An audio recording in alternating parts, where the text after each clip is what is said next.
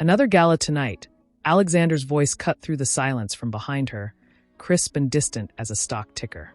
He didn't approach. He never did anymore. He simply existed in the room like another piece of expensive furniture. The Van Horns expect us. 7 o'clock. Don't be late. Elisa turned slowly, the silk of her robe whispering against her legs, a sound so soft it barely existed. I'll be ready, she said, her voice steady despite the hollow space opening in her chest. She watched him adjust his cufflinks in the reflection of a mirrored wall, his movements precise, practiced. The man who had once held her hand under string lights at a tiny architecture firm's holiday party now measured affection in social appearances. Do you remember the Cortez project, she asked suddenly, the words escaping before she could cage them. The community center with the curved roof. You brought me coffee every night for 3 weeks while I worked on those models. Alexander paused, his reflection meeting hers in the glass. A flicker of something, recognition, regret, crossed his face before vanishing. That was a lifetime ago, Elisa. We've built empires since then. He turned toward the door. Empires required different kinds of sacrifices. The door clicked shut.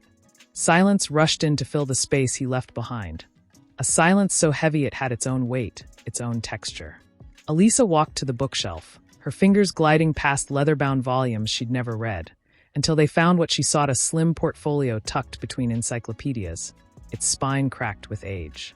She carried it to the terrace, the morning breeze lifting strands of hair from her face as she sank into a chair. Inside, watercolor sketches bloomed across yellowed paper. Buildings that breathed, spaces designed not for status but for soul. The Cortez Center. The Riverside Library with reading nooks shaped like open books. Her hands trembled as she traced the signature in the corner. Elisa Mora, architect. Not Mrs. Alexander Valente. Just Elisa. A memory surfaced, vivid as yesterday herself at 29, standing before a review panel, voice trembling but clear. Architecture isn't about imposing structures on a landscape, she'd said, pointing to her model. It's about listening to the land, to the people who will live within these walls. It's about creating spaces where humanity can breathe. The panel had applauded. A firm had offered her a partnership. And Alexander, then a venture capitalist with hungry eyes and calloused hands from his first startup, had taken her hands in his after the presentation, his voice thick with emotion. You're going to change cities, Elisa. I see it. And I want to build that future with you. She'd believed him. They'd married 6 months later.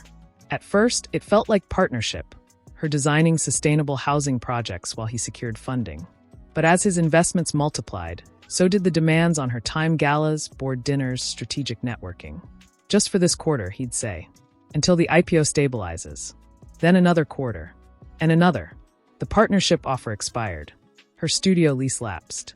One day she realized she hadn't picked up a drafting pencil in 18 months. A soft chime announced Carlos's arrival. The chauffeur stood just inside the terrace doorway, holding a silver tray with her morning tea, jasmine, exactly as she liked it, no sugar. He'd been with them 12 years. He'd watched her arrive here as a bride with sketchbooks in her suitcase, and he'd watched those sketchbooks gather dust. Good morning, Senora Valente, he said, his voice a quiet anchor in the vastness of this home. Carlos, she smiled faintly, accepting the cup. The warmth seeped into her palms.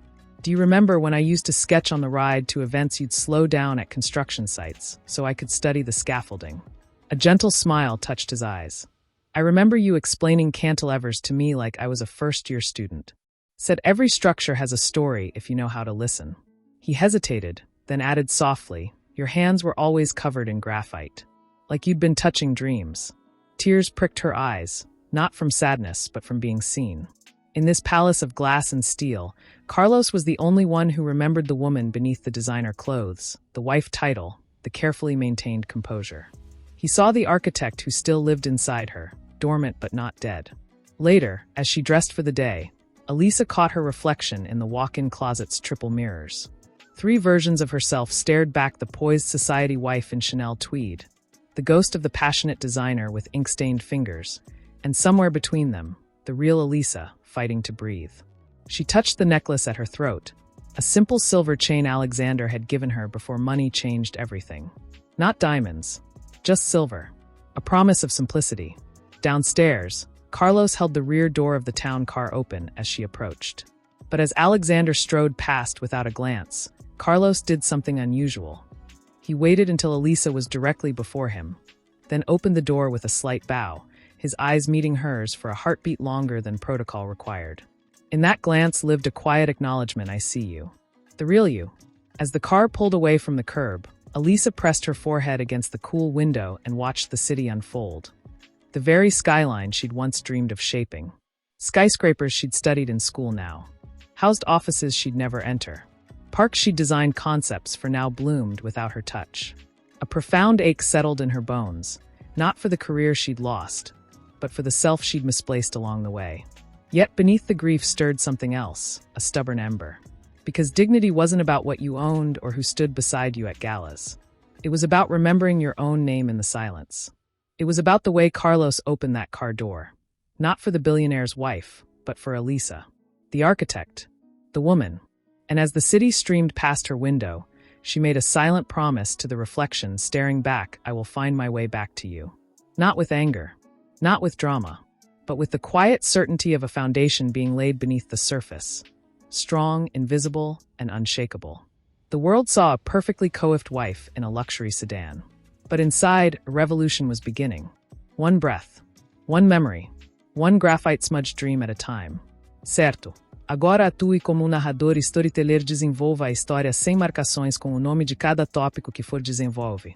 Me conte sobre o tópico 2 com diálogo como se eu fosse o espectador, sempre lembrando de desenvolver com muita emoção, com muitos sentimentos de forma que a estrutura da narrativa utiliza uma linha temporal linear de modo o espectador sentir o que o personagem está sentindo em inglês. Com 6.000 caracteres, pensamento concluído, depentou-se elevator acended. With a whisper-soft hum, a sound Alexander Valente had come to associate with ascent itself, the perpetual climb toward more. At 45, his reflection in the polished brass doors showed a man sculpted by success, silver threading his temples not as age but as distinction. Jawline sharp enough to cut glass, eyes the color of weathered steel that missed nothing and felt nothing.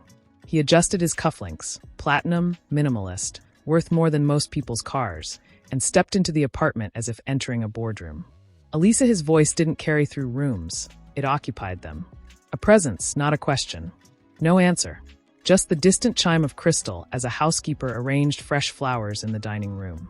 Alexander loosened his tie, the silk sliding through his fingers like water. He walked to the wet bar, poured 2 fingers of 18-year Macallan without ice. The way he'd learned to drink at 32, when a Japanese investor had called neat whiskey the mark of a man who fears no fire. He'd been trying to prove something then. He still was.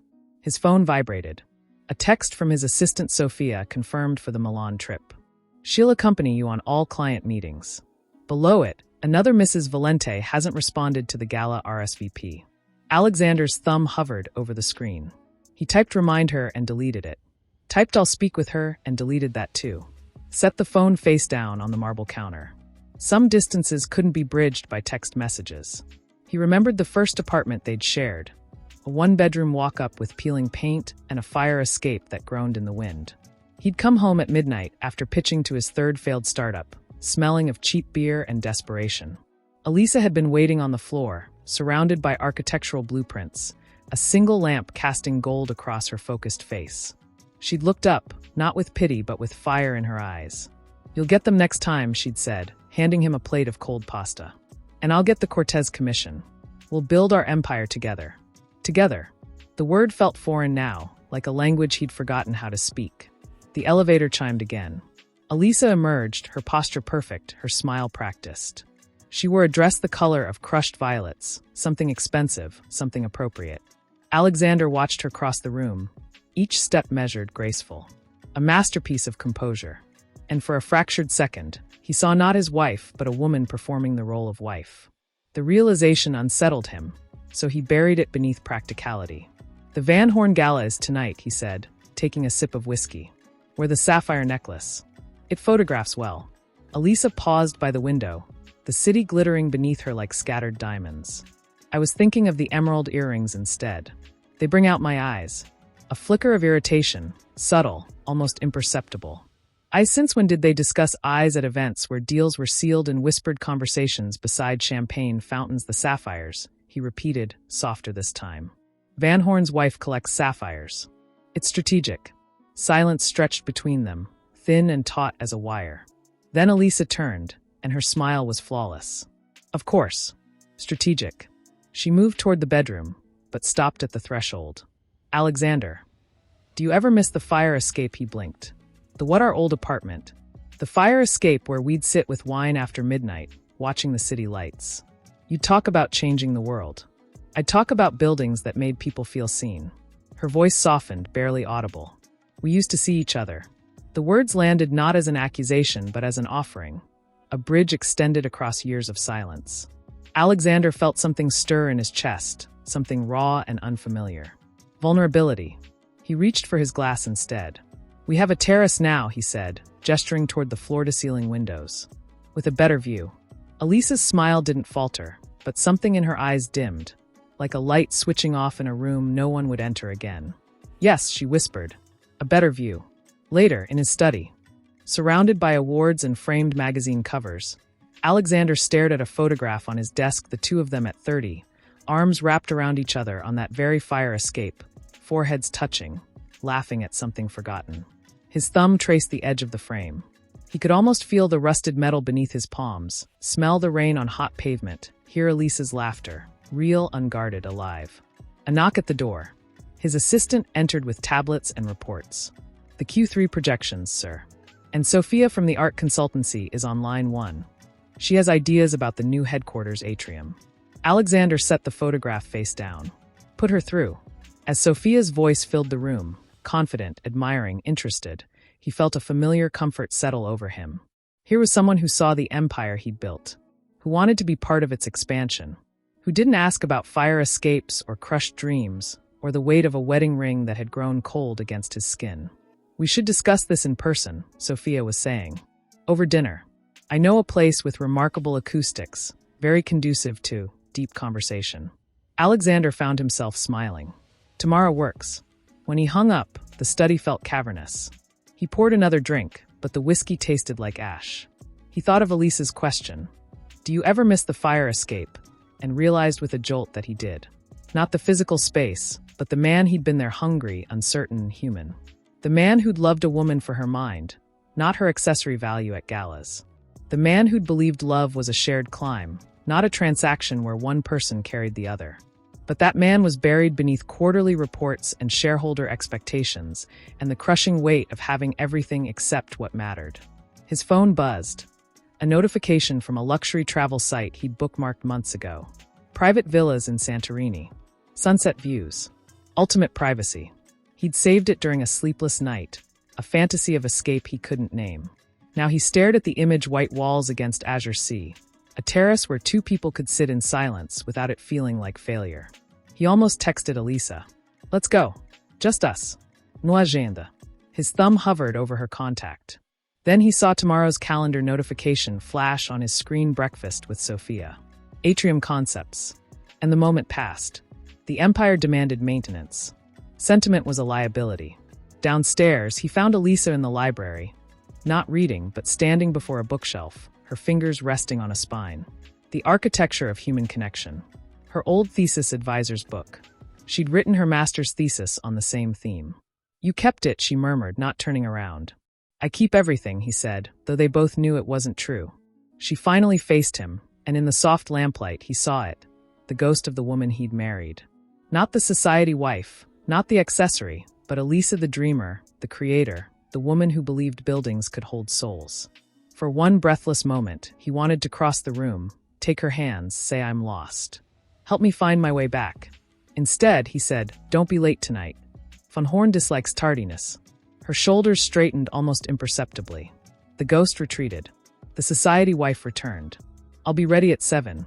As she left the room, Alexander stood alone amid his trophies and treasures, the whiskey glass cold in his hand. He had built a fortress of success, but somewhere along the way, he'd locked himself outside the one room that mattered. The room where two people used to sit on a fire escape, sharing cold pasta and dreams, believing love was enough. He didn't know it yet, but the door to that room was closing. And the man who'd scars from a childhood spent helping his father repair fishing nets in a coastal village he hadn't visited in 30 years. Each scar told a story he never spoke aloud. He stepped out as the elevator chimed, smoothing his navy uniform with hands that remembered the weight of real work. Elisa emerged first, her posture erect but her eyes carrying the weight of sleepless hours. She offered a faint smile that didn't reach her eyes. A smile Carlos had learned to read like a language over 12 years of driving her to galas, hospitals, and once, to a quiet cemetery where she'd placed white lilies on a grave he never asked about. "Good morning, Senora Valente," he said, his voice low and steady as ocean currents. "Carlos." Her voice was softer than usual, frayed at the edges. She paused beside the car, not moving toward the open door. "Do you ever feel like you're living someone else's life, like you stepped into a photograph that wasn't yours, and everyone expects you to smile?" The question hung between them, fragile as glass. Carlos didn't answer immediately. He'd learned that some questions weren't meant to be answered. They were meant to be witnessed. He met her gaze, and in that moment, he wasn't a chauffeur observing a client. He was a man seeing a woman drowning in plain sight. "I once spent 3 months painting a chapel ceiling in Lisbon," he said finally, his voice barely above a whisper. "The priest told me to paint angels with golden halos. But I painted them with calloused hands, fisherman's hands like my father's." He was furious, said I'd ruined sacred art. A faint smile touched his lips. But the old women who came to pray would touch those hands and weep. They saw their sons, their husbands, their fathers in those angels. "Sometimes," he added, holding her gaze, "the most sacred thing isn't perfection. It's truth." Elisa's breath caught. A single. Turned. Carlos stood just inside the French doors, holding 2 umbrellas. Not his chauffeur's uniform now, but a simple black overcoat, his personal one, she realized. He'd come not as staff, but as a man who'd seen her retreat and followed. "I was just breathing," she said, her voice barely audible over the distant hum of the party. He stepped onto the terrace, offering 1 umbrella. The air inside has too many expectations. He didn't open it for her. Didn't treat her as a fragile thing to be sheltered. He simply stood beside her, 2 humans sharing silence beneath a weeping sky. They watched the city lights blur through the mist. Minutes passed without words, comfortable, rare. Then Carlos spoke, his voice low. 12 years ago, my first week driving for Mr. Valente, you were waiting by the curb with a cardboard box. You'd been at an all-night drafting session.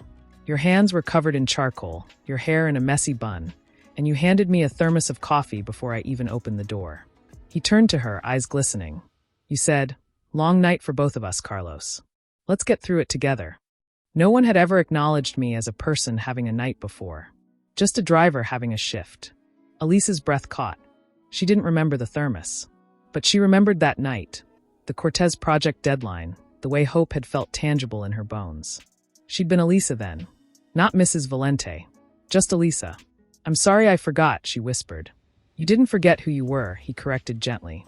"You were just misplaced, like a book shelved in the wrong section. But the story's still there, waiting to be reread." Inside, the gala reached its crescendo, a toast, applause, the clinking of crystal. Alexander appeared at the terrace doors, his expression tight with impatience. "Elisa, we're leaving. Now." She turned slowly, the mist clinging to her lashes like unshed tears. "I'll be there in a moment." His jaw tightened. "Now." The word wasn't a request. It was a boundary being drawn in the sand between them. Carlos stepped slightly forward, not blocking, but positioning himself as a quiet witness. "I'll have the car ready, sir," he said evenly. Alexander's eyes flickered between them, a microsecond of suspicion, quickly masked by irritation. He turned and strode back inside without another word, the terrace doors clicking shut behind him like a verdict. Alone again with Carlos, Elisa let her shoulders fall. The performance cracked. "He doesn't even see me anymore," she admitted, the words raw. "Just the accessory that completes his image." Carlos studied her face, the exhaustion beneath the makeup, the resilience beneath the sorrow. "Then let tonight be the night someone sees you," he said softly. "Truly sees you." The drive home was a silent funeral procession through glittering streets. Alexander sat in the front passenger seat, phone glowing against his face, barking orders to assistants in time zones where people were just waking. Elisa sat alone in the cavernous rear seat, the sapphire necklace suddenly feeling like a collar. When the car glided to a stop beneath the penthouse portico, Alexander was already unbuckling his seatbelt. "Carlos, wait here. I need to review tomorrow's itinerary before bed." He opened his own door and stepped out without glancing back. A man who'd long forgotten the courtesy of being served because he'd become accustomed to the world serving itself to him. He strode toward the building's entrance, expecting Elisa to follow like a shadow. But Carlos didn't move. Didn't open Elisa's door immediately. Instead, he turned slightly in his seat, meeting her eyes in the rearview mirror. And in that mirror, she saw not a chauffeur awaiting instruction, but a man offering a choice. A silent question: will you keep following him into rooms where you're invisible, or will you step out as your self-rain began to fall again, gentle but persistent? Alexander reached the building's doors and paused, realizing she wasn't behind him. He turned, his expression darkening with impatience. And that was when Carlos moved. He stepped out into the rain, not rushing, but with deliberate grace. He walked around the car's sleek hood, his shoes clicking softly against wet pavement. He ignored Alexander standing frozen beneath the portico. Ignored the billionaire's growing irritation. His entire world narrowed to the rear door on Elisa's side. He opened it slowly, not with the brisk efficiency of duty, but with the reverence of ceremony. His hand remained on the handle, holding it open as raindrops darkened his shoulders. He didn't offer his hand to help her out. That would have been patronizing.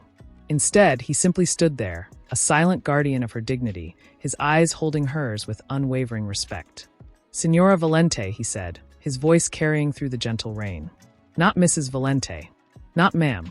Señora, a title of honor in his native tongue, reserved for women of substance. In that moment, the world narrowed to three people beneath a portico: a man who'd forgotten how to see his wife, a woman rediscovering she was still visible to someone, and a chauffeur performing the most radical act of his life. Not by speaking truth to power, but by opening a door only for the person power had rendered invisible. Alexander's voice cut through the rain, sharp with fury disguised as confusion. "Carlos." What is this? Carlos didn't turn. Didn't flinch. He kept his gaze locked with Elisa's, giving her space to choose, to step out as the woman she'd been before empires, before compromises, before she'd let herself be shelved in the wrong section of someone else's life. Elisa placed her hand on the car's roof, feeling the cool metal beneath her palm. She looked from Carlos's steady eyes to Alexander's rigid silhouette beneath the portico. And she understood this wasn't about a door. It was about who would witness her exit from this marriage. Not with slammed doors or shouted accusations, but with the quiet dignity of a door held open by someone who remembered her name. She stepped out into the rain. Not as Mrs. Valente. Not as an accessory. But as Elisa, her hair dampening, her sapphire necklace glinting like a tear against her throat, her chin lifted not in defiance, but in recognition of her own worth. Carlos finally closed the door with a soft, definitive click, the sound of a chapter ending. Alexander stood frozen, watching his wife walk past him without a word, water tracing paths down her cheeks that might have been rain or might have been something else entirely. And for the first time in years, he felt not anger, but a cold, creeping dread. The sensation of a foundation shifting beneath his feet, though he couldn't yet name what was breaking. Carlos returned to the driver's seat, his hands steady on the wheel. In the rearview mirror, he watched Elisa disappear into the building's lobby, her posture straighter than it had been in years. And he knew this small gesture had changed everything. Not because it was dramatic, but because it was true. And truth, once spoken in silence, could never be unheard again. The real storm wasn't the rain. Fally Alexander entered the apartment moments later, his footsteps sharp against marble. He didn't speak, didn't look at her.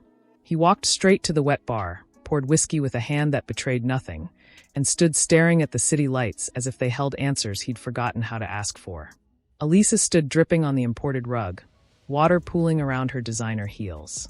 She should have gone to the bedroom, should have changed, should have performed the ritual of pretending nothing had shifted between them. But she remained rooted, watching the rigid line of his shoulders. The same shoulders she'd once traced with her fingers after sleepless nights building dreams together. Carlos was out of line tonight, Alexander said finally, his voice flat. Not angry, worse, dismissive. As if her dignity were a scheduling error to be corrected. Elisa unclasped the sapphire necklace, the clasp clicking open with surprising ease. He opened a door, Alexander. That's all. He made a statement. He turned then, his eyes glacial. In my world, gestures have consequences. He'll be reassigned to the Hamptons property tomorrow. The words landed like stones in her chest. Not because of Carlos, but because of the casual cruelty beneath them. The way he spoke of a man's livelihood as if rearranging furniture. The way he'd chosen to punish kindness rather than examine why it had been necessary. I'll speak to him in the morning, she said softly. I'll explain it was my request. His laugh was short, brittle. Since when do you make requests of my staff? The question hung between them, poisonous and precise. Because she didn't. She hadn't in years. She'd learned to float through this gilded life making no waves, asking for nothing, becoming no one. And he'd mistaken her silence for contentment. She turned toward the bedroom without another word, the necklace dangling from her fingers like a broken promise. Behind her, she heard him pick up his tablet. His constant companion, the device where empires were built and lives were managed with clinical efficiency. Morning came gray and heavy. Elisa woke alone, the space beside her cold and neatly made, a bed prepared by housekeeping, not shared by a husband. She rose quietly, wrapped herself in a robe, and walked to the kitchen where coffee waited, brewed to her preference by unseen hands. Carlos would have done this before his shift. A final kindness before exile. As she sipped the bitter liquid, her eyes fell on Alexander's tablet resting on the counter, left behind in his morning rush. A sliver of guilt pricked her conscience. She shouldn't look. But then she remembered the terrace doors clicking shut behind him the night before, the way he'd expected her to follow like a shadow, and something hardened inside her. She picked up the device. It unlocked with his fingerprint, still registered from when they'd shared everything, even passwords. The screen glowed to life, revealing his calendar, his emails, his world laid bare. At first, nothing seemed amiss. Board meetings. Investment calls. The Milan trip with Sophia noted clinically client meetings. Sophia accompanying for art consultancy input. Then she saw it, a thread of messages buried beneath financial reports. Not explicit, never explicit, but devastating in their intimacy. Your perspective on the atrium lighting transformed my entire approach. No one sees space the way you do. Sophia, 11:47 p.m. I couldn't stop thinking about our conversation. The way you described light as emotional architecture. I've never met anyone who understands vision like you do. Alexander, 12:03 a.m. Tomorrow's breakfast can't come soon enough. I have more ideas to share. Just us this time, Sophia, 12:15 a.m. Always just us when we create. Alexander, 12:18 a.m. Elisa's breath caught. Her fingers trembled against the glass screen. These weren't business messages. They were love letters disguised as professional admiration, carefully worded to survive scrutiny, yet pulsing with emotional infidelity. The just us that had once belonged to her and Alexander on A. Fire Escape now belonged to him and another woman discussing atrium lighting. She scrolled further, her heart hammering against her ribs. Wore the earrings you mentioned. The emeralds. Wanted you to notice.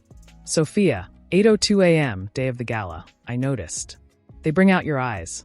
Alexander, 8:05 a.m. Elisa's hand flew to her own throat, remembering her quiet suggestion about emerald earrings the morning of the gala. Her attempt to reclaim a fragment of herself. He'd dismissed it. Chosen sapphires for strategy. But he'd remembered Sophia's emeralds. Had noticed them. Had wanted to notice them. A sound escaped her. A small, broken thing she didn't recognize as her own voice. She sank onto a kitchen stool, the tablet heavy in her lap. This wasn't about sex or physical betrayal. It was worse. It was about the slow, surgical replacement of her soul with another's. He wasn't just sharing his time with Sophia. He was sharing the parts of himself that had once been hers alone, his vulnerability, his creative fire, his belief that someone could truly see him. The worst message came last, timestamped 2:17 a.m. 2 nights ago. I keep thinking about what you said last night. That true partnership isn't about sharing space, but about sharing vision. Elisa stopped seeing my vision years ago. She only sees the man I became, not the dreamer I still am.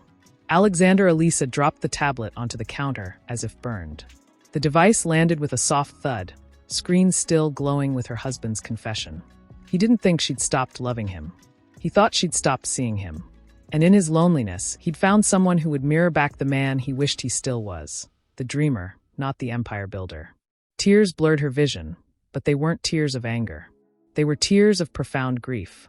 For the years she'd spent trying to hold on to the man he'd been while he'd been mourning the woman she'd become. They'd been grieving each other in the same apartment, blind to the fact that they were both still there, buried beneath layers of expectation and silence. Footsteps approached. She didn't look up. She couldn't. Elisa. Alexander's voice was softer now, stripped of its morning sharpness. He'd seen her with his tablet, had seen the devastation on her face. She finally lifted her gaze, meeting his eyes not as a wounded wife, but as an architect assessing structural failure. You think I stopped seeing your vision, she said, her voice eerily calm. But I've been watching you build a new one, with someone who admires the skyline more than the foundation.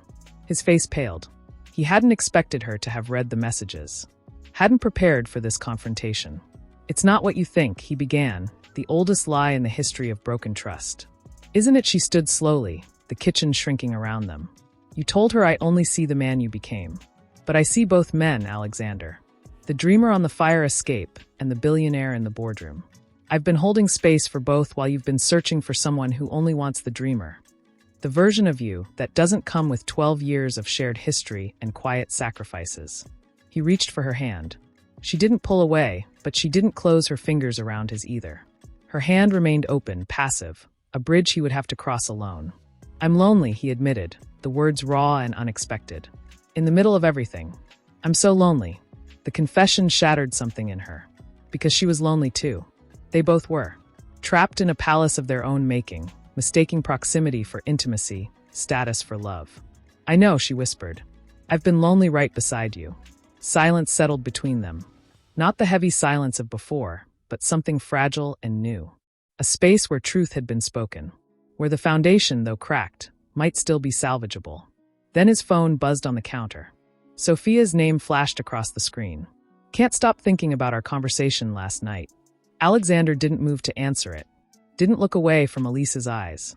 In that suspended moment, the entire future of their marriage balanced on a single choice. Would he reach for the new dream or fight for the old one? Elisa held her breath, her heart pounding not with fear of his answer, but with the terrifying realization that she still wanted him to choose her. Not out of obligation, not because of vows or wealth or appearances, but because somewhere beneath the empires and compromises, the dreamers they'd once been were still between them. For 3 heartbeats, he held her gaze. Then his hand moved, not toward the phone, but toward hers. His fingers closed around hers, warm and trembling. I won't answer, he whispered, the words raw as an open wound. Stay with me. Just stay. The phone fell silent. The moment stretched, fragile as glass. Elisa felt the weight of his hand, the ghost of the man she'd married pressing against her skin. But as she looked around the kitchen, the seamless marble counters reflecting sterile light, the sub-zero refrigerator humming with untouched gourmet meals, the view of the city spread beneath them like a kingdom they'd conquered, but never learned to inhabit. She understood something terrible. This wasn't a home. It was a museum of their failure. She pulled her hand away gently. This apartment, she said, her voice barely audible. Do you remember choosing the finishes? He blinked, disoriented by the shift. The architect presented options. I approved the minimalist package. Minimalist. She let out a soft, broken laugh. That's what they call emptiness when it costs $7 million. She walked slowly through the apartment, her bare feet silent on heated limestone floors. Each room unfolded like a gallery of absence. The living area, floor-to-ceiling windows framing a postcard-perfect skyline, but not a single photograph of their life together. The dining table crafted from a single slab of black walnut, seating 12, yet they hadn't shared a meal there in months. Too formal, Alexander had said. The bedroom, a platform bed floating like an island in a sea of cream-colored carpet, flanked by nightstands holding nothing but charging cables and sleep aids. Look at this place, she murmured, stopping before a wall of built-in shelves displaying art books arranged by color gradient. Every object costs more than my first car. But where are the coffee rings, the dog-eared pages, the evidence that living happened here? Alexander followed at a distance, his posture rigid. We have staff to maintain order. Order. She turned to face him, tears finally spilling over. You call this order, I call it erasure. We erased ourselves to build this monument to success, and now we're ghosts haunting our own lives. She opened a cabinet beneath the television, spotless, organized by a professional organizer they'd hired after an argument about visual clutter. Inside 4 crystal tumblers, 2 wine glasses, a decanter filled with amber liquid. No mugs. No chipped ceramics from vacations. No evidence of morning rituals or late-night confessions. Do you know what I miss most? She asked, her voice cracking. The chip in the mug you bought me at that pottery fair in Santa Fe. The one shaped like a lopsided heart. I used it every morning for 7 years until it broke. You never noticed it was gone. His face crumpled. I didn't know it mattered. Nothing mattered except the image, she said softly. The perfect couple in the perfect home. But perfection is just another word for loneliness dressed in expensive fabrics. She walked to the master closet, a room larger than her first apartment, where her clothes hung in color-coordinated silence. She ran her fingers over a Chanel gown worn once to a charity event neither of them cared about. Next to it, a simple linen dress she'd bought before meeting him, buried beneath layers of couture like a fossil waiting to be discovered. "This closet has more square footage than the studio where I designed the Cortez Center," she said, her voice thick with grief. "I could have fit my entire drafting table in here. My models. My dreams. Instead, I have 50 dresses I wear to smile at people I don't know while my husband discusses atrium lighting with a woman who brings out his eyes." Alexander sank onto a velvet bench in the center of the closet, his shoulders slumping. "I didn't mean to make you feel invisible." "You didn't have to mean it," she replied, sitting beside him. "You just had to stop looking." Outside, the city pulsed with life. Lights blinking in distant windows where families argued over homework, couples shared takeout on couches, friends laughed too loudly in kitchens cluttered with evidence of living. Here, in their penthouse fortress, the only sound was the whisper of climate control maintaining a perfect 72 degrees. Too cold for comfort, too warm for honesty. "I thought this was what you wanted," he admitted, staring at his hands. "The penthouse. The car. The life where you never had to worry about anything again." "I never wanted to stop worrying," she said gently. "I wanted to worry with you. About whether the plants would survive winter on the fire escape. About if we could afford that tiny vacation. About whether our love was strong enough to build a life on. Worrying together was how we built us, Alexander. Not this." She gestured to the closet's opulent emptiness. "This is what happens when you stop worrying together and start performing for each other." He reached for her hand again, and this time she let him hold it. His thumb traced circles on her palm, a gesture so familiar it ached. "What if we started over?" he whispered. "Not here. Somewhere smaller. Somewhere with windows that stick and floors that creak and a kitchen too small for two people to stand in without touching." Tears streamed down her face. "I've dreamed of that kitchen every night for 3 years." "Then let's find it," he said, his voice gaining strength. "Tomorrow, we'll look at apartments. Real ones. With flaws. With history. With room for coffee rings and dog-eared books, and a lopsided mug if we can find one."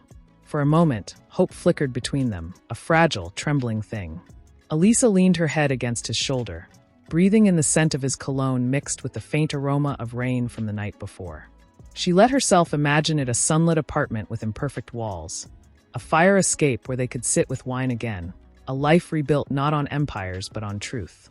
Then his phone buzzed in his pocket. Neither of them moved. The vibration traveled through the bench, up their spines, a seismic tremor in their fragile peace. Alexander's hand tightened around hers. His eyes closed. The choice hung in the climate-controlled air. Answer the past or build a future. He didn't reach for the phone. Instead, he stood and walked to the closet's entrance. With deliberate slowness, he removed his wallet from his pocket, extracted a single card, and placed it on the velvet bench between them. "My assistant's number," he said, his voice steady. "Call her tomorrow. Tell her to cancel the Milan trip. Tell her to reschedule all non-essential meetings for the next month." He met Elisa's eyes, his own glistening. "Tell her we're house hunting." He turned to leave, but paused at the threshold. "I'm going to the guest room tonight," he said softly. "Not because I don't want to be near you, but because you deserve to sleep without wondering if I'm comparing your breathing to someone else's text messages." As he walked away, Elisa picked up the card. It felt impossibly light in her hand, a slip of paper holding the weight of a second chance. She looked around the closet one last time, at the perfect clothes hanging in silent judgment, at the space designed for display rather than living, and knew with absolute certainty she would never design a home like this. Never build walls that kept people out instead of holding them close. She walked to the bedroom window and pressed her palm against the cool glass. Far below, the city glittered. A million imperfect lives unfolding in apartments with sticky floors and mismatched furniture, and love that wasn't curated for Instagram. For the first time in years, she didn't feel envy looking down at those lights. She felt kinship, because perfection was a cage. And tonight, a door had been opened, not by a chauffeur's gesture, but by a choice. Alexander had chosen silence over a text message. And in that silence, something ancient and fragile began to stir the possibility of building a home not from marble and glass, but from the raw, messy, beautiful material of two people choosing each other again. Not as accessories to success, but as partners in the sacred, ordinary work of living. Ace to breathe. She rose quietly, wrapped herself in a robe, and walked to the kitchen where a single mug, chipped ceramic, unearthed from a forgotten cabinet, waited beside the coffee maker. Carlos had left it there, a quiet rebellion in porcelain. By 8:15 a.m., Alexander stood before the floor-to-ceiling windows of his corner office, 37 floors above the city, that bore his name on half its skyline. His assistant had already called twice about the Milan trip. He'd let it go to voicemail both times.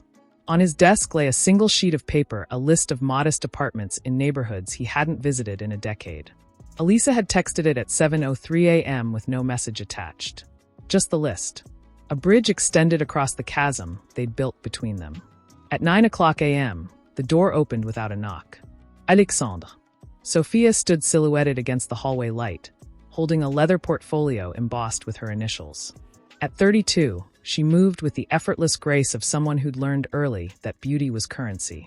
Her dress, charcoal wool, impeccably tailored, cost less than Elisa's sapphire necklace but carried the quiet confidence of earned success. I brought the revised atrium concepts. I couldn't stop thinking about our conversation on light as emotional architecture. Alexandre est trop étonné. He hadn't canceled their meeting, hadn't found the words to tell his assistant to reschedule. The promise he'd made to Elisa last night now felt like a stone in his chest. Sophia, he said, gesturing to the chairs facing the window. Please. She settled gracefully, opening her portfolio to reveal watercolor renderings of the atrium flooded with golden light. I was awake until 3 a.m. reworking the skylight angles, she said, her eyes bright with passion.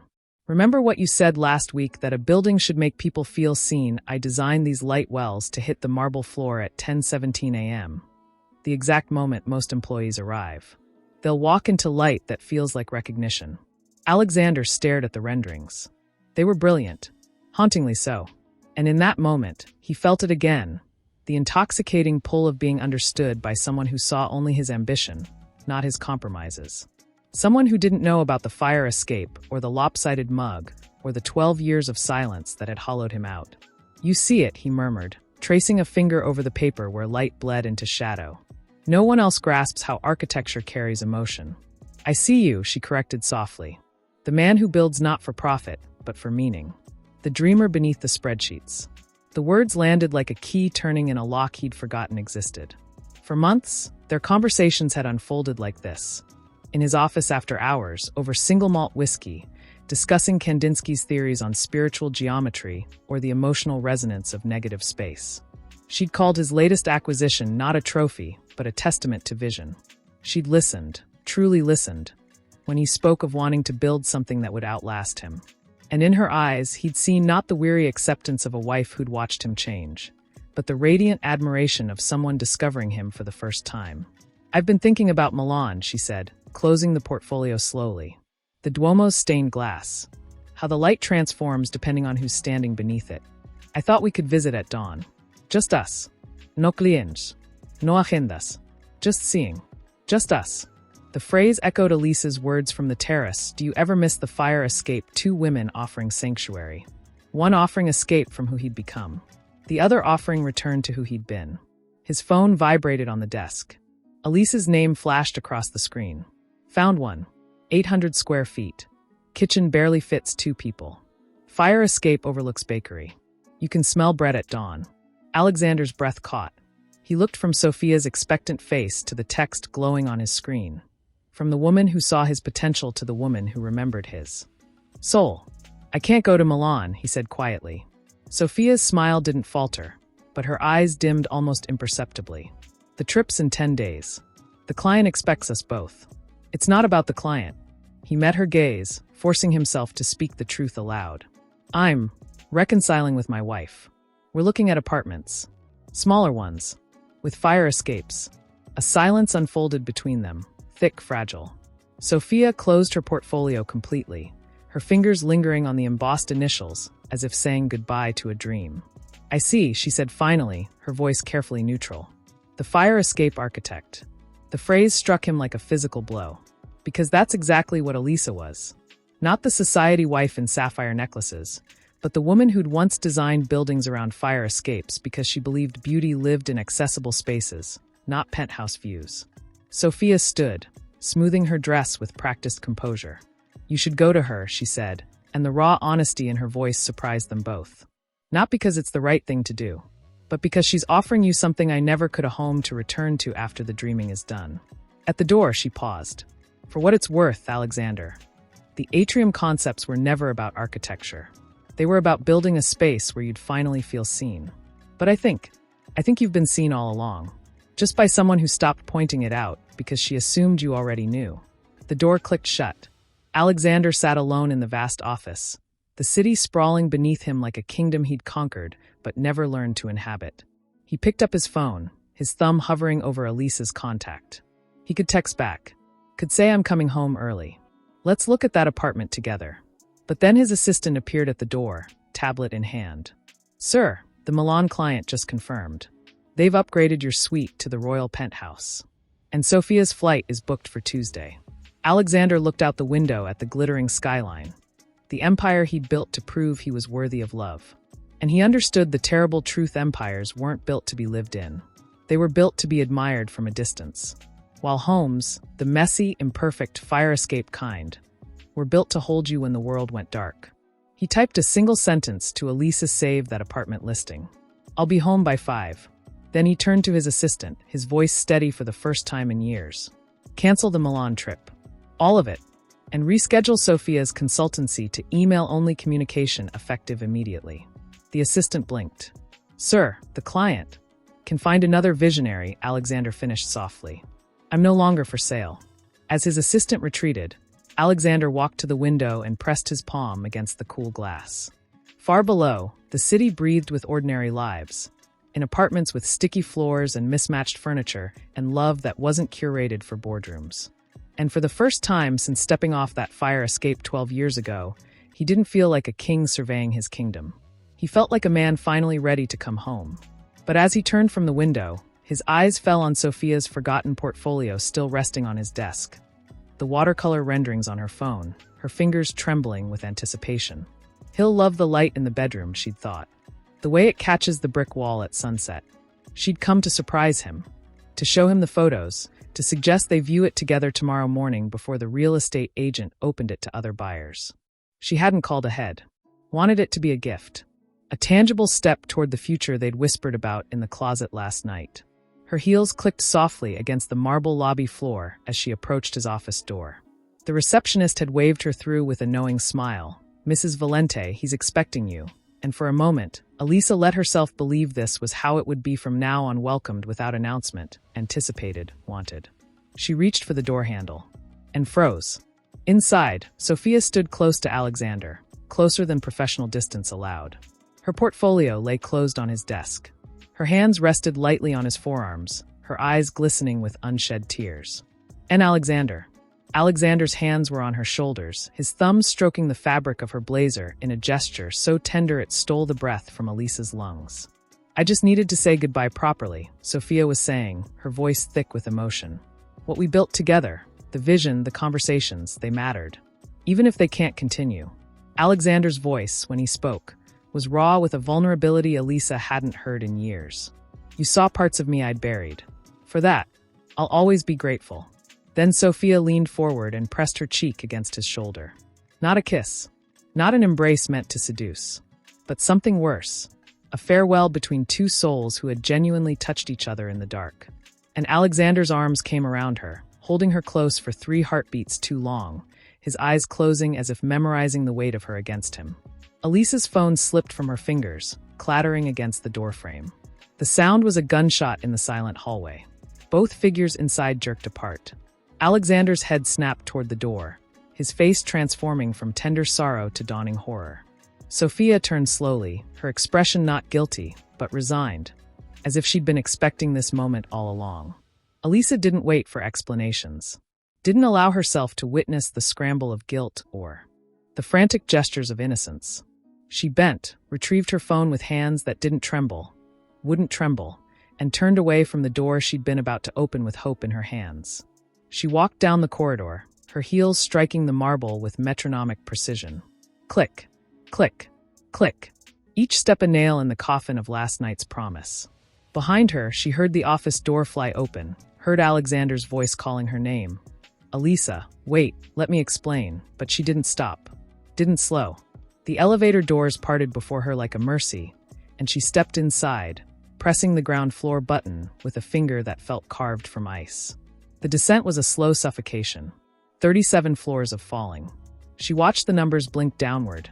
36, 35, 34, and with each floor, another piece of her hope shattered. He canceled Milan. He chose me. The words now felt like ash in her mouth. Because canceling a trip wasn't the same as canceling a connection. Walking away from a future wasn't the same as erasing the past. And that embrace, God, that embrace, hadn't been about sex or betrayal. It had been about something far more devastating, genuine affection between two people who had found in each other what they'd lost at home. The lobby swallowed her whole, a cavern of echoing footsteps and indifferent luxury. She walked past the receptionist's desk without seeing the woman's concerned expression. Past the revolving doors where doormen held them open for her with practiced courtesy. Out into the afternoon sun that felt like an accusation. Her phone buzzed in her hand. Alexandre. Again. And again. 6 missed calls in 90 seconds. She silenced it without looking at the screen. She didn't call for a car. Didn't hail a taxi. She simply walked. Down avenues crowded with strangers living ordinary lives. Past cafes where couples shared desserts without performing for invisible audiences. Beneath scaffolding where construction workers laughed with the easy camaraderie of men who built things with their hands rather than their portfolios. The city blurred around her, a watercolor painting smudged by tears she refused to shed. He held her like he used to hold me, she thought, the realization sharp as broken glass. Like she was something precious to be protected. At a crosswalk, she stopped beneath a scaffolding structure, a latticework of steel beams against the sky. For a moment, she saw not construction, but architecture, the raw bones of a building before the facade was applied. Before the world saw only the polished surface. She thought of her own designs. The Cortez Center with its exposed beams in the lobby, the way she'd insisted the structure itself should be visible, should tell its own story of strength and vulnerability. We hide our bones now, she realized. Alexander hides his loneliness behind boardrooms. I hide my grief behind sapphire necklaces. We've become facades living in a facade. The light changed. She crossed the street without seeing the cars, her body moving on autopilot, while her mind replayed that embrace in agonizing slow motion, Sophia's cheek against his shoulder, his thumb stroking her blazer, the quiet intimacy of two people saying goodbye to something real. She found herself at the riverfront park where they'd had their first date 12 years ago. A blanket spread on grass still damp from morning rain, a bottle of cheap wine between them, Alexander sketching building ideas in the dirt with a stick while she laughed at his terrible drawing skills. The memory was so vivid it physically hurt. She sat on their bench, the same one, weathered by time but still standing, and watched the river flow toward the sea. Water that never looked back. Water that carried everything away. Her phone buzzed again. This time a text. Elisa, please. It wasn't what you think. She was saying goodbye. I held her for 3 seconds. 3 seconds, Elisa. Not because I wanted her, but because I was mourning the man she thought I was. The man I haven't been in years. I was mourning him with her. And then I saw you in the doorway and my entire world collapsed because I realized I'd been mourning the wrong person. You're the one I want to build a home with. Not a vision. A home. Please come home. Tears finally fell, hot, silent rivers tracing paths through her carefully applied makeup. She read the text 3 times, each word carving deeper into her heart. Because she believed him. That was the tragedy. She believed every word. And she also believed the truth her own eyes had witnessed, that in those 3 seconds, he had been genuinely comforted by another woman's presence. That he had found in Sophia's arms a reflection of the dreamer he'd lost. And in that reflection, he had briefly forgotten the architect waiting in the hallway with photos of a fire escape apartment. She typed a reply with fingers that finally trembled. I believe you. And that's why this hurts more. She didn't send it. Deleted it. Typed again. I need to breathe. Sent it. Watched the single checkmark appear. Delivered, not read. Because he was probably still standing in that office doorway, phone in hand, watching the elevator numbers descend without her. The sun dipped toward the horizon, painting the river in shades of rose and gold. Elisa sat on the bench until streetlights flickered on around her, until the city transformed from day to night without ceremony. And in that long, silent vigil, she understood something fundamental: love wasn't about never being tempted. It was about what you did when temptation showed you a mirror of your own. Loneliness and trust wasn't about never witnessing pain. It was about whether the wound could heal without leaving a scar that changed the shape of your heart forever. She stood slowly, her legs stiff from sitting, turned away from the river, began the long walk home, not to the penthouse, but to the guest suite in the building's east wing where she'd stayed during renovations last year. A room with plain walls and a view of brick buildings and fire escapes. A room that smelled of bleach and possibility. She didn't know if she would ever return to the penthouse. Didn't know if Alexander would be waiting when she arrived at the building's entrance. Didn't know if 3 seconds of comfort could be forgiven when they'd cost her 12 years of certainty. But as she walked beneath the city lights, one truth settled in her bones with the weight of foundation stone: she would not become a woman who accepted crumbs of affection after witnessing feasts shared with others. She would not build a home on ground that had been salted by someone else's tears. And she would not, could not, confuse the relief of being chosen over another woman with the joy of being chosen for herself. The doorman at the East Wing entrance nodded as she approached. Long day, Mrs. Valente, she paused, considering the title. Then shook her head slightly, a gesture so small he almost missed it. Just Elisa tonight, she said softly. Just Elisa. And for the first time since witnessing that embrace, she felt something shift inside her. Not hope, not yet. But the quiet, unshakable certainty of a woman beginning to mourn not a marriage, but the ghost of what it might have been. The lullaby had ended. Now came the long, silent night of reckoning. And somewhere in that darkness, a door would either reopen or close forever. But tonight, there would ordinary lives. At 7:03 p.m., a soft knock came at the door. She didn't answer. The knock came again, persistent, familiar. Alexandre's rythme. 3 gentle taps, a pause, 2 more. The rhythm he'd used 12 years ago when knocking on her studio door with takeout containers and dreams in his eyes. She opened the door. He stood there without his suit jacket, tie loosened, eyes shadowed with a grief that mirrored her own. In his hands, a paper bag from the bakery beneath the fire escape apartment she'd toured that morning. The scent of warm bread and cinnamon drifted between them, a ghost of the future they'd almost built. I brought you dinner, he said, his voice stripped of all armor. The almond croissants you loved in Lisbon. Before everything, Elisa stepped aside without a word.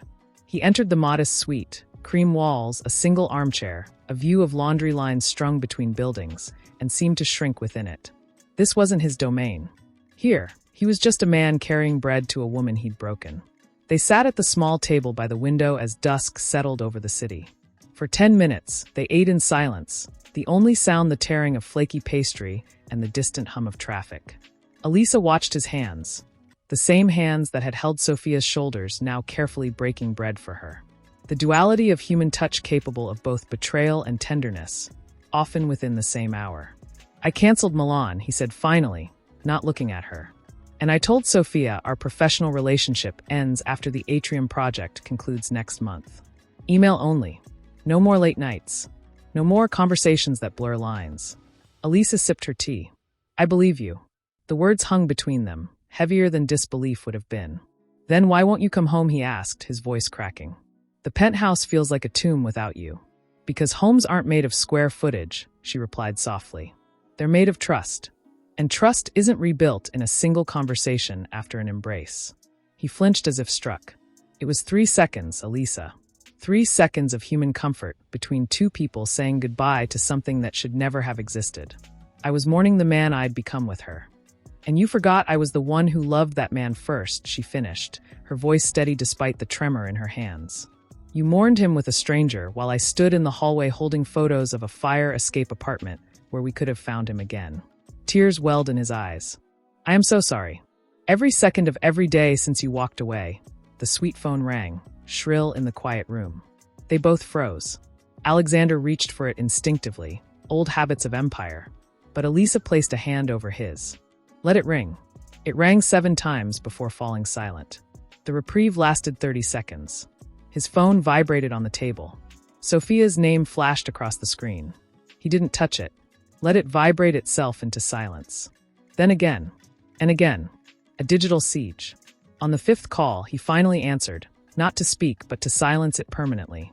As he swiped to end the call, a calendar notification popped up on the screen: Global Architecture Summit, Paris. October 12th to 15th. Keynote address plus client dinners.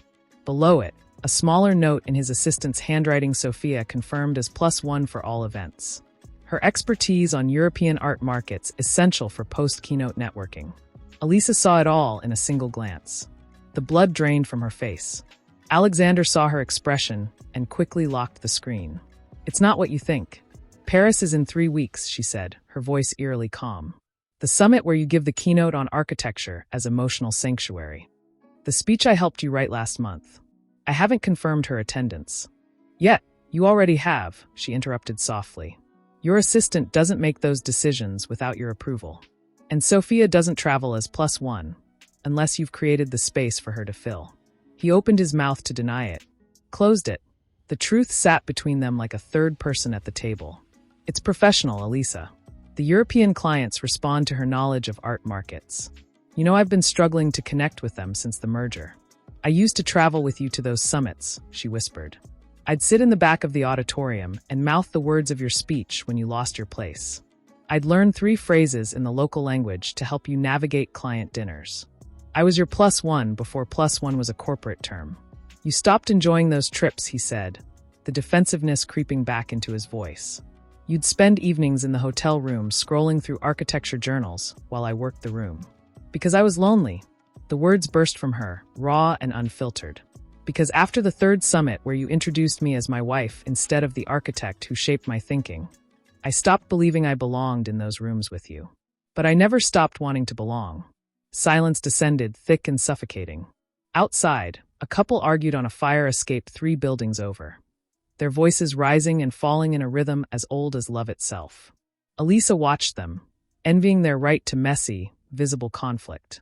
Alexander reached across the table, his fingers brushing hers. "Sophia isn't replacing you. She's filling a professional gap while we figure us out." Elisa withdrew her hand slowly. "There is no professional gap between spouses, Alexander. There is only partnership. And when you choose to have another woman stand beside you at the moments that define your legacy, when you let her be the one who witnesses your triumphs while I sit in hotel rooms scrolling through journals, you aren't filling a gap. You're building a new foundation without me." He stared at his hands, the bread forgotten between them.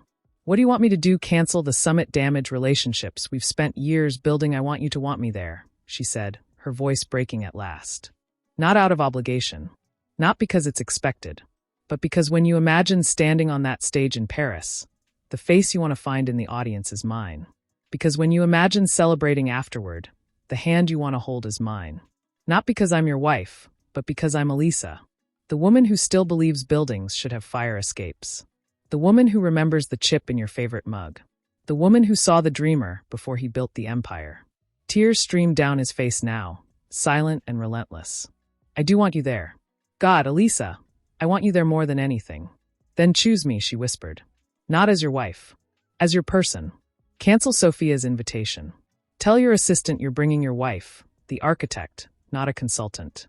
And when we land in Paris, take me to that tiny cafe near Notre Dame where we ate croissants on our honeymoon and tell me what you're really afraid of. Not the clients. Not the empire. The man in the mirror who doesn't recognize himself anymore."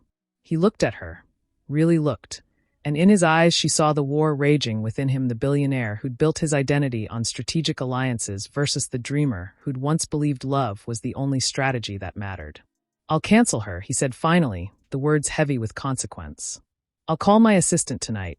But as he reached for his phone, his thumb hovered over the screen. And in that hesitation, barely a second, Elisa saw the truth she'd been avoiding. He didn't want to cancel Sophia. Not because he loved her, but because Sophia represented the version of himself he preferred. The visionary unburdened by 12 years of shared history and quiet compromises. With Sophia, he was still becoming. With Elisa, he had already become, and becoming was always more seductive than being. She stood slowly, gathering the remains of their meal. "Don't cancel her tonight," she said, her voice calm with a terrible clarity. "Sleep on it. And tomorrow morning, ask yourself this when you imagine walking into that Paris summit hall. whose presence makes you feel more like yourself, the woman who sees the empire you built, or the woman who remembers the dreamer who built it. She walked him to the door. He paused on the threshold, his shoulders slumped with a weight no fortune could lift. "I love you, Elisa," he whispered. "I never stopped." "I know," she replied, and the words carried the weight of a eulogy. "That's what makes this so unbearably sad." He left. The door clicked shut. Elisa stood alone in the modest suite, the scent of almond croissants now cloying in the air. She walked to the window and watched his town car pull away from the curb. Carlos at the wheel, sitting straighter than usual, as if carrying more than just a passenger. And in that moment, Elisa understood the terrible geometry of their marriage. She had spent 12 years building scaffolding around a man who no longer lived in the structure she'd helped create. And scaffolding, no matter how beautifully engineered, cannot hold up an empty building. She picked up her phone and dialed a number she hadn't called in 7 years. "Clara, it's Elisa." A pause as the voice on the other end registered the name. "I know it's been forever. But, do you still run that architecture firm downtown, the one with the sunlit studio and the terrible coffee?" Another pause, longer this time. I think I'm ready to come home." Outside, the city lights blinked on one by one, a constellation of ordinary lives being lived in imperfect spaces. And for the first time since witnessing that embrace in the office doorway, Elisa felt not the sharp pain of betrayal, but the dull, certain ache of a foundation settling into its final form. Some structures weren't meant to be saved. Some had to be lovingly, painfully dismantled, brick by brick, so something truer could rise in their place. The question wasn't whether Alexander would choose her tomorrow morning.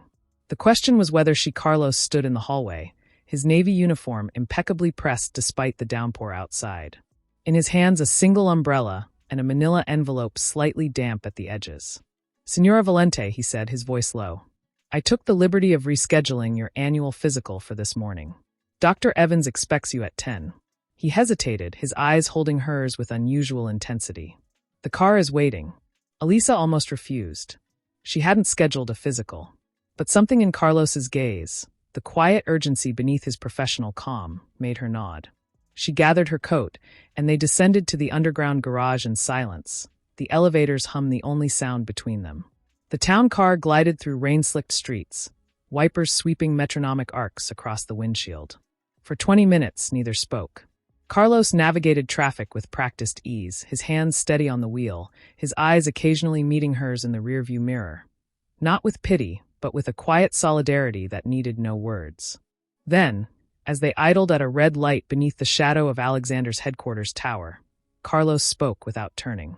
3 weeks ago, he began, his voice barely audible over the rain's patter. "I drove Mr. Valente to the Langham Hotel at 9:47 p.m. Not for a meeting. The reservation was under Miss Sophia's name. Table for 2 in the private dining room overlooking the river." Elisa's breath caught. She didn't look away from the window, where raindrops traced frantic paths down the glass. "Last Tuesday," Carlos continued softly, "I waited outside the Modern Art Museum until 11:03 p.m. They emerged not through the staff entrance as scheduled, but from a side door used for private viewings. Miss Sophia's hand rested on his forearm as they walked to the car. Not professionally, not casually, the way one touches someone they've just shared a secret with. A single tear escaped Elisa's eye. She didn't wipe it away. "Yesterday afternoon," Carlos said, his knuckles whitening slightly on the wheel, "I drove them to the airport for Mr. Valente's Chicago trip. Miss Sophia accompanied him to the gate, a professional courtesy," he said. But as they parted, he kissed her cheek and lingered. His hand remained on her shoulder 3 seconds longer than farewell requires. And when he returned to the car alone, he didn't look at his phone or review documents. He stared out this very window. Carlos tapped the glass beside him and whispered a single phrase I've carried with me since, "I'm sorry it has to be this way." The car turned onto a tree-lined street, rain softening to a mist. Elisa finally turned from the window, her face pale but composed. "Why are you telling me this?" Carlos, he met her eyes in the mirror, his own glistening. "Because 12 years ago, you handed me a thermos of coffee at 3 a.m. and saw me as a person having a night, not a driver having a shift. Because last week, you asked if I ever felt like I was living someone else's life. And you listened to my answer. Because dignity demands witnesses. And you deserve to be witnessed in your truth." He pulled to a gentle stop, not at a medical building, but before a quiet cafe tucked between brownstones. Steam fogging its windows, the scent of roasted coffee beans drifting through the open car door. "The physical can wait," Carlos said softly. "But your heart cannot. I took the liberty of booking us this table." He gestured to a corner booth visible through the window. 2 place settings, a single white rose in a small vase. "No one will disturb us here. And when we leave, I will drive you wherever you need to go, without reporting our destination to anyone." Elisa stepped out into the misting rain, Carlos holding the umbrella not over her head as protocol demanded, but beside her, 2 equals sharing shelter. Inside the cafe, warmth enveloped them like an embrace. They settled into the booth, hands wrapped around ceramic mugs of dark roast. "You've seen everything," Elisa whispered, staring into her coffee. "The fire escape dreams, the sapphire necklaces, the embrace in the office doorway. All of it. I have seen a woman slowly disappearing," Carlos corrected gently. "Not because she lacked strength, but because she gave pieces of herself to a man who stopped recognizing the gift. And I have seen that same woman begin to reappear. In the way she touches her throat when remembering a lopsided mug, in the way she looks at fire escapes like they hold answers." Elisa's tears fell freely now, silent and cleansing. "I called my old architecture partner yesterday. Clara, I'm going back to work." A genuine smile touched Carlos's eyes. "I know. I drove past her studio last week. Saw your name still etched faintly on the glass door beside hers. Mora and Chin Architects. Faded but not gone. Like you." Outside, the rain softened to a drizzle. Sunlight broke through clouds, casting liquid gold across wet pavement. In that light, Elisa saw not an ending, but a threshold. "Alexander will call me today," she said. Quietly. "He'll tell me he canceled Sophia's Paris invitation. He'll say all the right words." Carlos nodded slowly. "And you will believe him. Because you want to. Because love makes us generous with second chances." But Elisa prompted. "But a canceled invitation doesn't erase 3 seconds of comfort in an office doorway," Carlos said, his voice steady as bedrock. "It doesn't erase private dinners or whispered apologies at airport gates. You can forgive those moments, Elisa, but you cannot unsee them. And forgiveness without truth is just another kind of disappearance." He reached into his coat pocket and withdrew a small, worn sketchbook, its cover stained with what looked like coffee rings and graphite smudges. He slid it across the table. "I found this in the trunk last month," he said softly, tucked beneath spare tires and emergency blankets. "Your name is inside the cover, Elisa Mora, Architect. Dated 2014. The year you stopped sketching." Elisa's hands trembled as she opened it. Watercolor renderings of buildings that breathed, curved roofs embracing sky, courtyards designed for laughter, fire escapes transformed into gardens. On the last page, a single sentence in her own handwriting: "Architecture should hold people the way love holds memory. Gently, without demanding they stay." She looked up, tears streaming freely now. "You kept this all this time." "I kept it because some things are too beautiful to discard," Carlos said, his voice thick with emotion. "Even when the world forgets their value." At that moment, Elisa's phone vibrated on the table. Alexander's name flashed across the screen. She watched it pulse with light, once, twice, 3 times, before falling silent. She didn't reach for it. Didn't even look at the missed call notification. Instead, she turned the sketchbook toward Carlos and pointed to a rendering of a small community center with a rooftop garden accessible by a spiraling fire escape. "This was my favorite project," she whispered. "Never built. The developer wanted glass towers instead." Carlos studied the drawing with reverence. "It's still beautiful." "Beauty isn't enough," she said softly. "Buildings need foundations. And foundations need truth." She closed the sketchbook gently, her fingers lingering on the cover. Then she placed it carefully in her bag, the first belonging she'd reclaimed in years. "Drive me to Clara's studio," she said, her voice steady with a newfound certainty. "Not after lunch." "Now." Carlos nodded, standing to pull out her chair with the same deliberate grace he'd used to open the car door that rainy night. As they stepped back into the drizzling street, sunlight broke fully through the clouds, painting the wet pavement in prismatic colors. Halfway to the car, Elisa paused beneath a dripping awning. "Carlos, why risk your position telling me these things? Alexander could fire you tomorrow." Carlos stopped, turning to face her fully for the first time. Not as chauffeur to employer, but as human to human. 12 years ago, he said quietly, my daughter asked why I worked for a man who never said thank you. I told her some jobs pay in currency other than money. Today, I finally earned my true wage watching a woman remember her own name. He opened the car door for her, not the rear door this time, but the passenger seat beside him. Some doors, he added softly, should never be opened from behind. Elisa slid into the seat beside him, the sketchbook resting on her lap like a sacred text.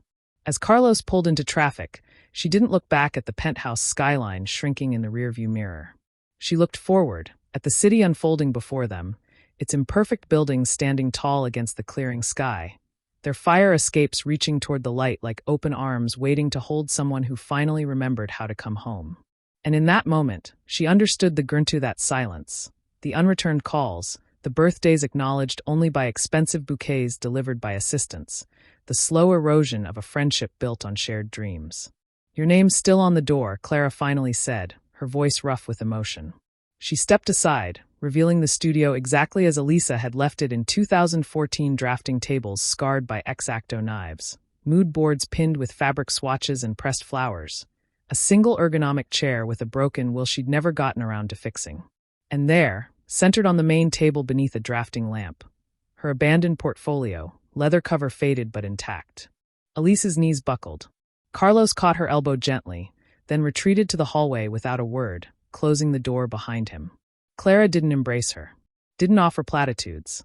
She simply walked to a cabinet, retrieved a bottle of cheap whiskey and 2 chipped mugs, the same ones they'd used during all-nighters designing the Cortez Center, and poured 2 fingers each. "You look like you've been living inside a photograph," Clara said, handing her a mug. "All surface. No dips." Elisa wrapped her hands around the warm ceramic, the rough texture a shock after years of crystal and porcelain. "I forgot what real things feel like." "Did you forget who you are?" Clara's gaze was unflinching. "Or did you just stop believing she mattered?" Tears spilled over. Elisa sank into the broken-wheeled chair, her fingers trembling as she unzipped the portfolio. Inside, watercolor elevations of the Riverside Library, her masterpiece never built. Renderings of reading nooks shaped like open books, skylights calibrated to track the sun's path across reading rooms, a children's section with built-in treehouses accessible by ladders disguised as bookshelves. On the final page, her own handwriting spaces should feel like coming home to yourself. "I was going to revolutionize public architecture," she whispered, tracing a finger over a skylight design. "Then I married a man who thought love meant giving up your blueprints." Clara sat across from her, elbows on the table. "You didn't give them up. You shelved them. There's a difference. Shelved things can be retrieved. But the woman who drew these..." Elisa's voice broke. She believed light could heal loneliness. She thought buildings could hold people the way love holds memory. Who is she now? A woman who chooses sapphire necklaces over emerald earrings because her husband says it's strategic. "Then draw something strategic," Clara said softly. "Draw the apartment with the fire escape overlooking the bakery. Draw it not as escape, but as foundation." Elisa stared at her. "What, you toured an apartment yesterday? I saw the photos on your phone when Carlos helped you out of the car. He was worried. He called me last night." Clara's eyes held no judgment. "He said you looked like a woman remembering how to breathe." Elisa's breath caught. Carlos had been her silent guardian angel all along. She reached for a fresh sheet of tracing paper, her hand hovering over the blank surface. For 12 years, her hands had held champagne flutes and shopping bags. They'd forgotten the weight of a graphite pencil. She picked one up, 6B, her favorite, and the moment the lead touched paper, her body remembered what her mind had buried. The lines flowed not from calculation, but from memory: the warped floorboards of the apartment's living room, the kitchen window that stuck when it rained, the fire escape's iron lattice against brick. But as she drew, something shifted. She didn't render the apartment as it was. She transformed it, widening the kitchen to fit 2 people without touching, adding a skylight above the stove to catch morning light, designing a fold-down drafting table that disappeared into the wall when not in use.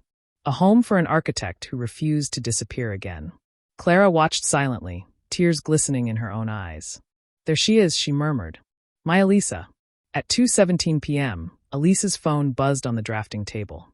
Alexander's name flashed across the screen. She didn't answer. Let it ring until silence returned. Then she picked up the phone, opened her messages, and typed 3 words with hands that no longer trembled: "I'm not coming home." She didn't send it. Not yet. But holding those words in her palm felt like holding her own skeleton key. Clara placed a hand over hers. The Cortez Community Center project is being revived. City Council approved funding last month. They're accepting proposals. Elisa's pencil stilled. The curved roof design, the one with the rainwater collection system that doubles as a public art installation, the very one. Clara slid a folder across the table. They specifically requested your involvement. Said your original vision was ahead of its time. I've been holding this folder for 2 years, hoping you'd walk through that door again. Elisa opened it. There it was, the project that had defined her 20s, now resurrected like a ghost offering redemption. But as she studied the site plans, a new vision emerged in her mind, not just a community center, but a sanctuary for people rebuilding their lives. A rooftop garden accessible by a spiraling fire escape. A library where every bookshelf had a window seat.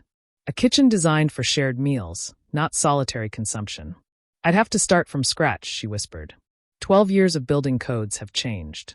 Sustainability standards evolved. You'd have to start from truth, Clara corrected gently. Not scratch. Truth is never lost. Just buried. Outside the studio window, the afternoon sun slanted across fire escapes belonging to ordinary apartments. Clotheslines strung with laundry, potted herbs thriving in repurposed cans, an old man watering geraniums on a third-floor landing. Real life. Messy, imperfect, lived-in life. Elisa looked down at her drawing, the transformed apartment with its hidden drafting table and skylit kitchen. She saw not an escape from Alexander, but an invitation to herself. A space designed not for entertaining strangers, but for nurturing the woman she'd abandoned. Her phone buzzed again. This time, a text from Alexander. Elisa, please. I canceled Sophia's Paris invitation. I'm coming to you. Where are you? She read it 3 times. Felt the old pull. The desire to be chosen, to be fought for, to have her absence registered as loss. But beneath that pull stirred something stronger, the quiet certainty that a love requiring constant proof wasn't love at all. It was negotiation. She typed her reply slowly. Deliberately, I'm exactly where I need to be. Don't come looking for me. Come looking for yourself first. She pressed send. Watched the double checkmarks appear. Then she powered off the phone completely. A small death, a necessary burial. Clara placed a fresh sheet of paper before her. Draw the Cortez Center again. But this time, draw it for the woman you are now. Not the dreamer you were. The survivor you've become. Elisa picked up her pencil. The first line she drew wasn't a wall or a roofline. It was a fire escape, winding, resilient, leading not away from the building, but deeper into its heart. A path back to oneself. As graphite met paper, she felt it, the slow, seismic shift of a foundation being laid not on someone else's dreams, but on her own bones. The woman in the sapphire necklace was finally stepping out of the photograph.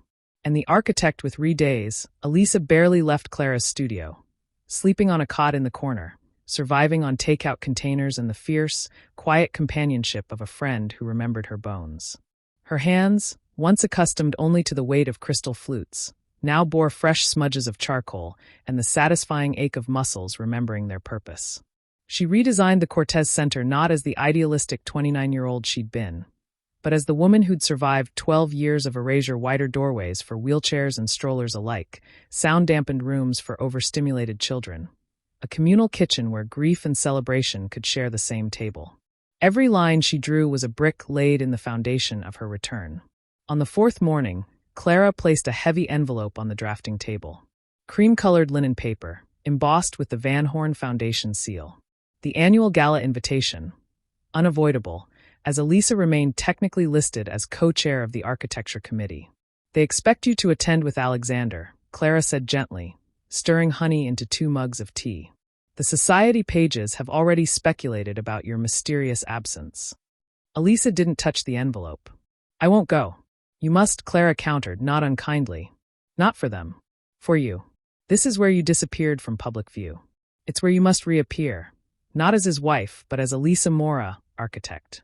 Let them see the woman who chose truth over sapphires. Elisa finally picked up the invitation. Her fingers traced the embossed lettering, an evening celebrating visionary spaces, and a cold dread coiled in her stomach. She knew Alexander would attend.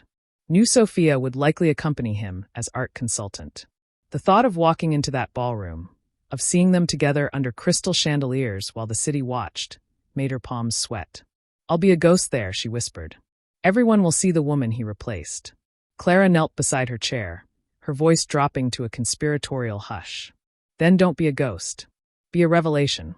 She opened a closet Elisa hadn't noticed before, filled not with couture gowns, but with architectural textiles, hand-woven linens from Oaxaca, silk dyed with indigo by Japanese artisans, wool felted by Norwegian craftspeople. Fabrics with history, with texture, with truth. Your armor, Clara said, unfolding a gown the color of storm clouds at dusk, raw silk that moved like liquid shadow. No sé quins. No estrategiques fuires. Just you. The night of the gala arrived with a tension that hummed in the city's air. Elisa stood before Clara's full-length mirror, the storm cloud gown hugging her frame without constriction. At her throat rested not diamonds, but a simple pendant. Clara had given her a single piece of sea glass worn smooth by the ocean, a token of something broken made beautiful by time and pressure. Her hair fell loose around her shoulders, free of the severe updos expected of society wives. She looked not polished but present, human. Carlos waited downstairs in the town car, Alexander's car, though his employer didn't know it yet. He'd taken the night off officially, then driven Clara's old sedan to pick up Elisa himself. You don't have to do this, he said softly as she settled into the passenger seat, the same seat she'd chosen days ago, a silent declaration of equality. Elisa watched the city lights blur past. If I hide from this room, I'll spend the rest of my life hiding from every room he enters. Tonight isn't about him. It's about me remembering I can breathe in the same air as my past without drowning. The Van Horn mansion loomed ahead, its driveway a river of luxury sedans discharging glittering cargo beneath a portico strung with fairy lights. As Carlos opened her door, not the rear but the passenger side, Elisa felt the weight of every eye turning toward her. Whispers rippled through the arriving crowd. There she is. Alone. What happened to Alexander? She walked the red carpet, not with the practiced glide of a society wife, but with the grounded stride of a woman who'd spent days standing at a drafting table. She didn't smile for cameras, didn't pose. She simply moved forward, the sea glass pendant catching light like a captured tear. Inside the ballroom, the air thickened with perfume and unspoken judgments. Elisa accepted a glass of water from a passing waiter. No champagne tonight, and found a quiet corner near floor-to-ceiling windows overlooking the gardens. For 20 minutes, she observed the theater of wealth unfolding before her, men discussing acquisitions like sports scores, women performing laughter with precise pitch control, the entire ecosystem humming with the quiet violence of comparison. Then the main doors swung open. A hush fell, not dramatic but perceptible, like the moment before rain begins. Alexander entered alone, his tuxedo impeccably tailored, his jaw tight with a tension visible even from across the room. He scanned the crowd, his eyes landing on Elisa with the force of a physical impact. For 3 heartbeats, he simply stared, a man seeing a ghost he'd helped create, now solid and breathing before him. He began moving toward her. But before he could cross the room, another figure emerged from the doorway. Sophia, radiant in emerald silk that brought out the green in her eyes. She carried herself with the quiet confidence of a woman who knew her value, her hand resting lightly on the arm of an elderly art collector. Not Alexander's arm. She'd come as her own person tonight. Their eyes met across the ballroom, Elisa and Sophia, and in that silent exchange passed a recognition deeper than rivalry. 2 women who had loved the same man in different languages, now understanding they'd both been speaking to a ghost. Sophia gave the faintest nod, not of apology, but of acknowledgement. I see you. I see what we both lost. Alexander reached Elisa's corner, his breath unsteady. He didn't touch her, didn't offer empty pleasantries. He simply stood before her, the chasm of their marriage yawning between them in the space of a single step. You look, he began, his voice rough. You look like yourself again. Elisa met his gaze without flinching. I am myself again. It turns out she was waiting all along. I canceled Paris, he said quickly, the words tumbling out. Sophia is here as Dr. Albright's guest, her mentor. Not mine. I've terminated all non-essential professional contact. I've been sleeping in the guest room. I've been reading your old thesis on emotional architecture every night because... His voice broke. Because I needed to remember the woman who taught me that buildings should hold people gently. Tears pricked Elisa's eyes, not from his words, but from the raw, unvarnished truth in them. This wasn't performance. This was a man stripped bare. Alexander, she said softly, 3 seconds of comfort in an office doorway doesn't vanish because you cancel a trip. The ghost of that embrace lives in this room right now. I feel it between us. He flinched as if struck. What do you want me to do? Grovel? Beg I will. God, Elisa, I will do anything. I don't want groveling, she said, her voice gaining strength. I want truth. Stand here with me tonight. Not as my husband. Not as a billionaire. Just as Alexander. Talk to me about the fire escape apartment I toured. Tell me what you're afraid of. Let the world see us not as a perfect couple, but as two people trying to find their way back to each other. If there's even a path left. His eyes flooded with tears. He reached for her hand, then stopped himself inches away, a question hanging in the space between his fingers and her skin. May I? He whispered. Elisa looked at his hand, the hand that had held Sophia's shoulders, that had built empires, that had once traced constellations on her back during sleepless nights. She saw not just betrayal, but humanity. Not just failure, but the courage to try again. She placed her hand in his. Not a surrender. Not a reconciliation. But a beginning. Across the room, Sophia watched them from beside Dr. Albright, a soft smile touching her lips as she raised her glass in a silent toast. Not to Alexander, but to Elisa. To the woman who had chosen herself first, and in doing so had made redemption possible. The orchestra began a waltz. Alexander didn't lead Elisa to the dance floor. Instead, he guided her toward the terrace doors, the same terrace where she'd once asked about fire escapes. As they stepped into the cool night air, the city sprawling beneath them like a map of second chances, Elisa understood this wasn't the end of their story. It was the first honest sentence of a new one. And for the first time in 12 years, the space between them didn't feel like emptiness. It felt like possibility, vast, terrifying, and alive with the quiet hum of foundations being laid not on sand, but on bedrock truth. The real test wouldn't be this night's fragile truce. It would be tomorrow morning, when the gowns were hung and the hours.